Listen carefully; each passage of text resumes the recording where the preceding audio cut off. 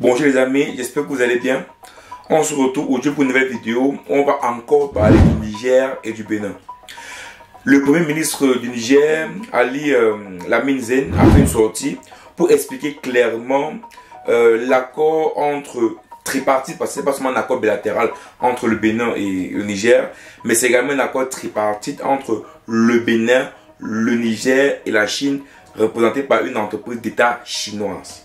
Donc il explique clairement ici les accords qui a été signé en 2019, qui a commencé en 2019 entre le Bénin et le Niger. Et vous allez comprendre pourquoi le fait que Patrice Talon bloque ou bien empêche le Niger d'exporter son pétrole dans le marché mondial, normalement peut être attaqué sur les juridictions. Mais également, je vais vous expliquer dans cette vidéo pourquoi moi je pense que la personne encore qui crée tout ce discorde entre le Bénin et le Niger est encore la France.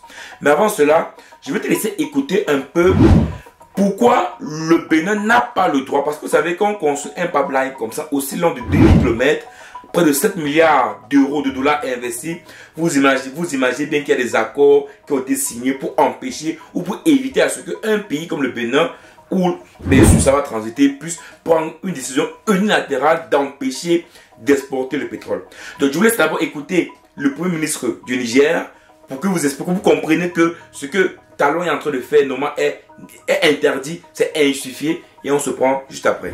Nous avons, comme vous le savez tous, suivi il y a quelques jours une déclaration du président béninois, M. Talon. Je voudrais de façon tout à fait respectueuse dire notre part de vérité sur des faits qui sont par ailleurs vérifiables. Je laisserai bien sûr libre nos compatriotes nigériens, mais également les Béninois, chacun en ce qui le concerne, de se faire son opinion et d'en tirer conséquemment les leçons.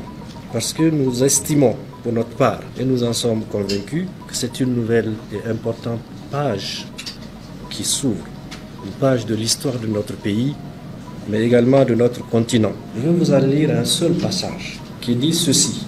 L'État béninois ne modifiera, n'annulera, ne résiliera, ne déclarera invalide ou inopposable, ni ne cherchera à éviter ou à limiter d'une manière, d'une autre manière, c'est bien précisé, les effets du présent accord, de tout autre document de projet ou document de financement sans le consentement écrit préalable de la société de projet. C'est pour dire qu'en réalité, ce pays a rédigé de ses propres mains des dispositions qui ne lui permettent en tous les cas de figure de prendre la décision qu'il est en train de prendre, c'est-à-dire empêcher que le brut nigérien puisse couler, aller sur la mer et présenter sur le marché international. Vous avez parfaitement compris le premier ministre nigérien.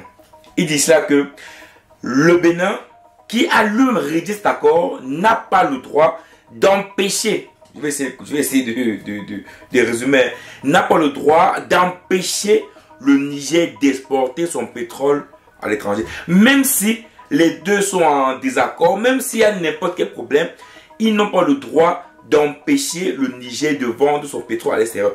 Ceci d'ailleurs est normal. Et vous savez précisément que normalement ce problème-là normalement devait même passer par le Tchad et le Cameroun. C'est après que peut-être ils ont vu que par le Bénin ça devait être beaucoup plus facile qu'ils ont décidé de passer par le Bénin. Donc ici clairement on comprend que Patrice Talon, en interdisant l'exportation du pétrole béninois, est en train de rompre l'accord. Il est en train de rompre l'accord. Donc on peut l'attaquer en justice. Également, il faut dire la vérité. Le Niger également a fermé sa frontière avec le Bénin. Il a clairement dit cela. Et pourquoi? Pour des raisons de sécurité. Et donc, comme c'est en tant que l'AESA avec la France, donc ils ont peur effectivement qu'en ouvrant les frontières, des agents de renseignement, voilà, puissent entrer au Niger pour prendre des renseignements sur le Niger. Mais est-ce que c'est aussi bon de fermer les frontières? Non. Si effectivement le Niger pense que le Bénin et le Niger sont deux peuples frères, c'est logique, c'est normal de laisser les deux peuples de pouvoir commercer, de pouvoir vivre ensemble.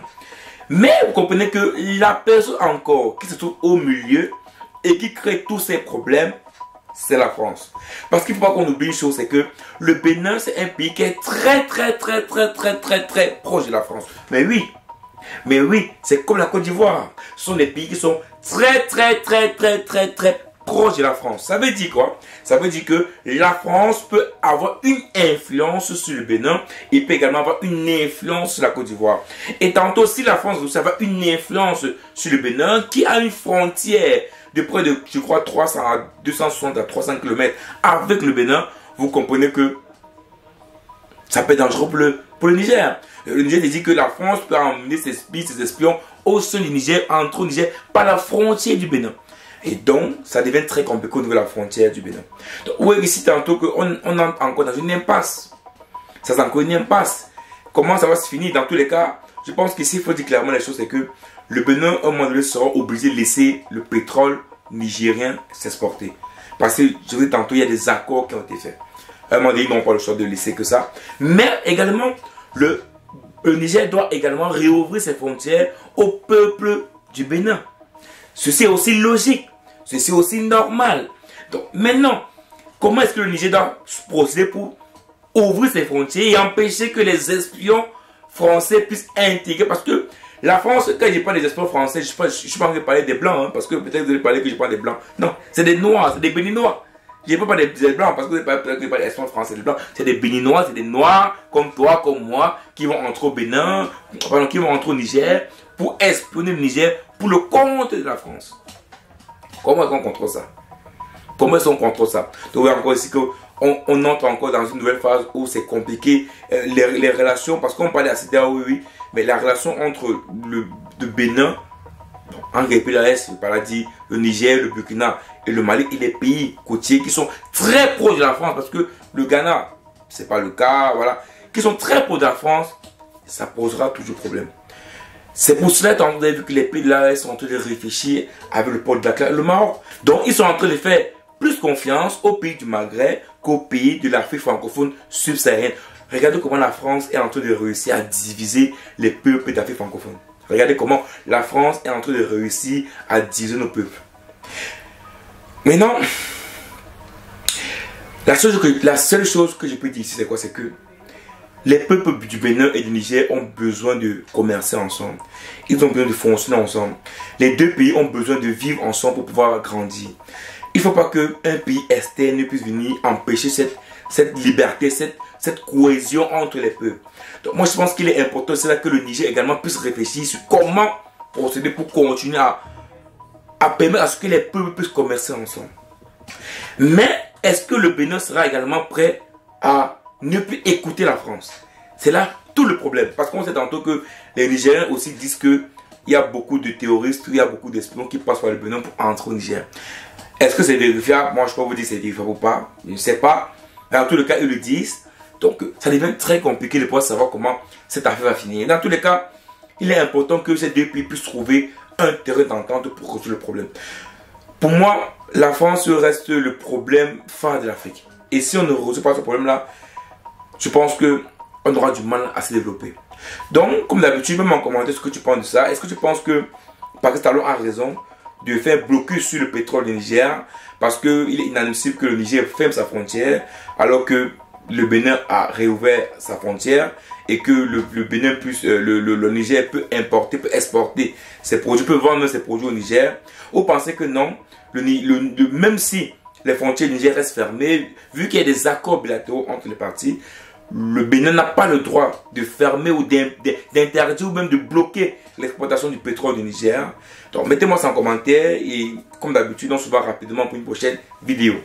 Ciao!